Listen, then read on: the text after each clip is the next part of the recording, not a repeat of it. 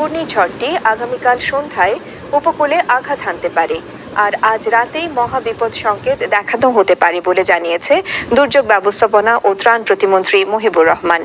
এরই মধ্যে চট্টগ্রাম, কক্সবাজার, মোংলা এবং পায়রা সমুদ্র বন্দরকে ৩ নম্বর দূরবর্তী সতর্ক সংকেত দেখিয়ে যেতে বলেছে আবহাওয়া অফিস। এদিকে চুয়াডাঙ্গায় আজ দেশের সর্বোচ্চ তাপমাত্রা রেকর্ড করা হয়েছিল ৪১.৭ ডিগ্রি সেলসিয়াস। আরও জানাচ্ছেন শফি মাহমুদ সাগর।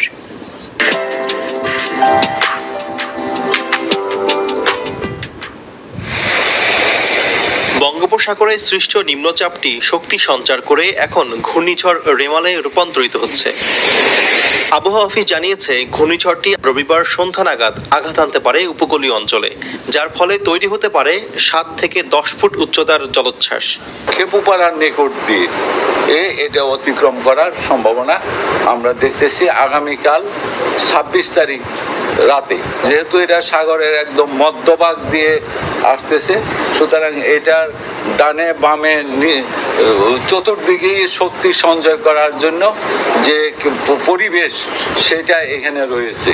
সুতরাং আরও শক্তি সঞ্চয় করে এটা আপনার সিভিয়ার সাইক্লোনও হওয়ার সম্ভাবনা আছে।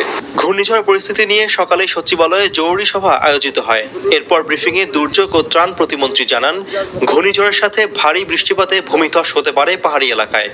তবে দুর্যোগ মোকাবেলায় ৪,০০০ আশ্রয় কেন্দ্র প্রস্তুত রাখা হয়েছে জানিয়ে তিনি বলেন, সার্বিক প্রস্তুতি নেওয়া হয়েছে। এই ঘূর্ণিঝড়ের যে খারাপ দিক রয়েছে, এখানে প্রচুর বৃষ্টিপাত হবে, যার জন্য আমাদের পাহাড়ি অঞ্চল, বিশেষ করে কক্সবাজার, চিটাগাং পাহাড়ি অঞ্চলে প্রচুর ল্যান্ডস্লাইড হইতে পারে। সুতরাং এই সমস্ত কিছু মাথায় রেখে একদিকে ঘূর্ণিঝড়, ল্যান্ডস্লাইড এবং সমুদ্রের নৌকার বিভিন্ন মাছ ধরা ট্রলার যারা যে অবস্থা আছে, সব কিছু মাথায় রেখে আমরা সার্বিক প্রস্তুতি ইতিমধ্যে আমরা নিয়েছি। সম্ভাব্য ঘূর্ণিঝড়ের প্রভাবে দেশের বিভিন্ন এলাকায় থেমে থেমে বৃষ্টি হচ্ছে। উপকূলীয় অঞ্চলে মাইকিং ও লিফলেট বিতরণ করে সতর্কবার্তা প্রচার করছে প্রশাসন। সকল মাছ ধরার নৌকা ট্রলারসমূহকে নিরাপদ পোতাশ্রয়ে থাকার জন্য বলা যাচ্ছে। শফি মাহমুদ সাগর, এনটিভি নিউজ, ঢাকা। বঙ্গোপসাগরে সৃষ্ট গভীর নিম্নচাপটি ঘূর্ণিঝড় রেমালে পরিণত হওয়ার পর রোববার ভোরে চূড়ান্ত প্রভাব দেখা দিতে পারে। তবে এর আগেই আজ মধ্যরাত থেকে শুরু হবে ঝড়ের প্রভাব। রোববার সন্ধ্যা নাগাদ ঘূর্ণিঝড় রেমাল বাংলাদেশের উপকূল অতিক্রম করতে পারে বলে জানিয়েছেন দুর্যোগ ব্যবস্থাপনা ও ত্রাণ প্রতিমন্ত্রী মহিবুর রহমান।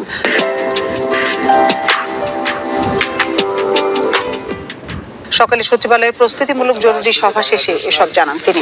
প্রতিমন্ত্রী মহিবুর রহমান বলেন, সাতক্ষীরা থেকে কক্সবাজার পর্যন্ত পুরো এলাকা ঝড়ের কবলে পড়তে পারে। এর প্রভাবে প্লাবিত হতে পারে ব্যাপক এলাকা। তবে এরই মধ্যে পরিস্থিতি মোকাবেলায় প্রস্তুতি নিয়েছে ফায়ার সার্ভিস, সেনাবাহিনী ও কোস্টগার্ড। মন্ত্রণালয়ের সব প্রস্তুতি সম্পন্ন হয়েছে। প্রস্তুত রয়েছে ৪,০০০ উপকূলীয় আশ্রয় কেন্দ্র। তথ্য বিনিময়ের লক্ষ্যে ত্রাণ মন্ত্রণালয়ের NDRCC ২৪ ঘন্টা খোলা থাকবে বলেও জানান প্রতিমন্ত্রী মহিবুর রহমান।